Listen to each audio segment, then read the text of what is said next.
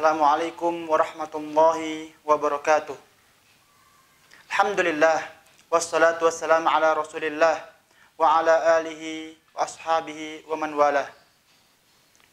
Ma'asyiral muslimin rahimani wa rahimakumullah.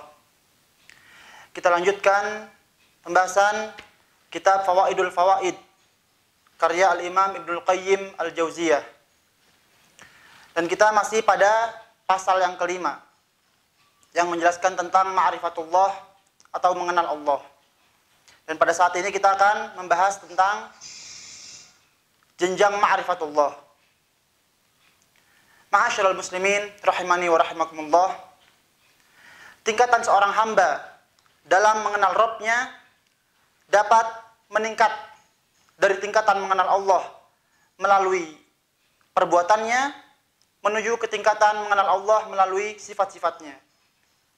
Lalu dari tingkatan mengenal Allah melalui sifat-sifatnya menuju kepada tingkatan mengenal Allah melalui zatnya. Apabila seorang hamba telah mengetahui keindahan perbuatan Allah, maka pengetahuan itu akan menunjukkan dirinya untuk mengenal keindahan sifat-sifatnya.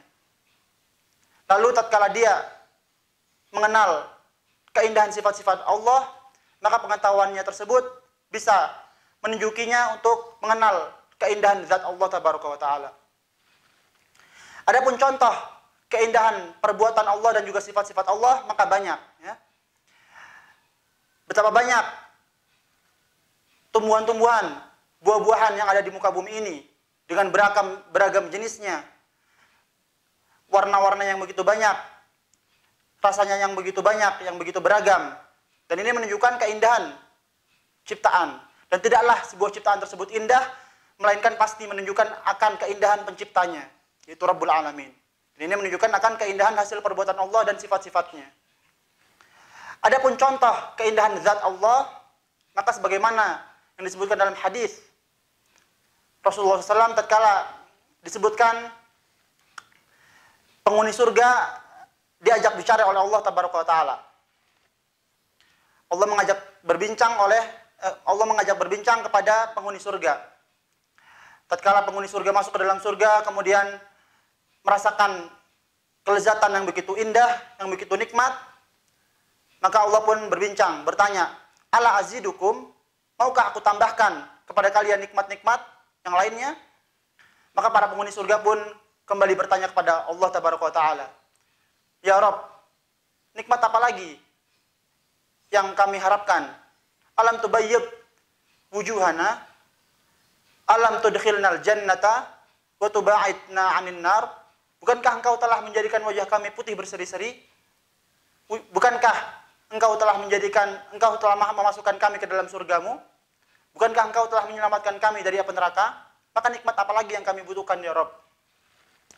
Maka Allah pun mengangkat hijabnya sehingga mereka pun dapat melihat wajah Allah tabaraka wa taala.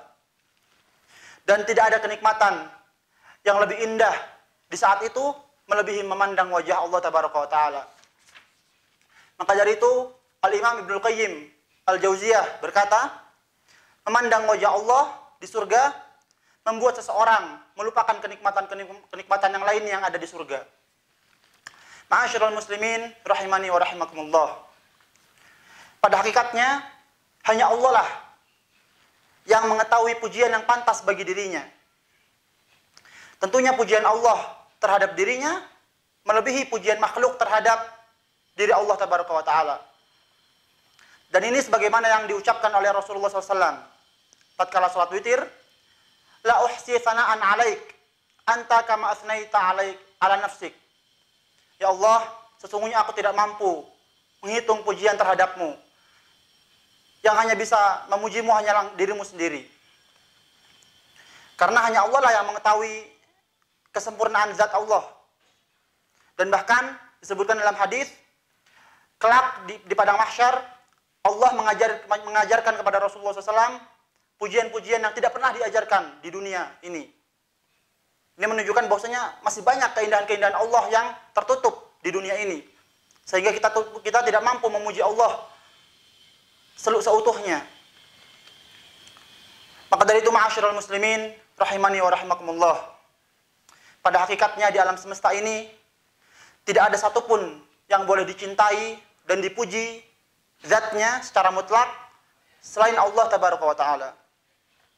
Dan kecintaan terhadap sesuatu selain Allah dapat dibenarkan apabila dibangun di atas kecintaan kepada Allah subhanahu wa taala. Namun jika tidak demikian, maka sungguh kecintaan tersebut adalah kesia-siaan dan kekeliruan. Seperti itulah hakikat ilahiyah. Sesembahan yang benar adalah sesembahan yang dipuji dan dicintai zatnya. Maka ketika seorang hamba, ketika ia menggabungkan keindahan zat Allah dan juga menggabungkan akan baiknya sifat-sifat Allah dan perbuatannya kepada hamba tersebut, maka akan bertambah kecintaan dia kepada Allah Subhanahu wa taala. Dia pun akan semakin memuji Allah tabaraka wa taala tatkala menggabungkan dua perkara tersebut.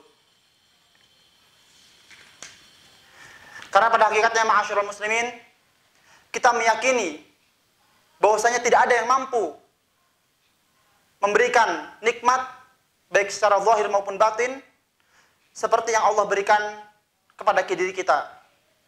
Sehingga kita selaku hambanya tatkala menggabungkan dua ini, yaitu mencintai Allah karena zat Allah, karena keindahan zat Allah, dan mencintai Allah karena kebaikan yang Allah berikan kepada diri kita, maka akan bertambahlah kecintaan kita dan pujian kita kepada Allah Subhanahu wa taala.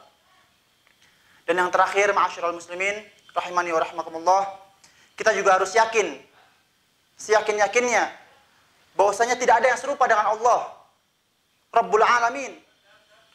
Karenanya tidak boleh ada kecintaan pada diri kita seperti kecintaan kita kepada Allah Subhanahu wa taala. Yaitu kecintaan yang disertai dengan ketundukan dan kepatuhan. Dan ini merupakan hakikat ubudiyah, penghambaan, yang dimana tujuan diciptakannya manusia. Dan cinta yang diiringi ubudiyah ini adalah puncak kecintaan seorang hamba.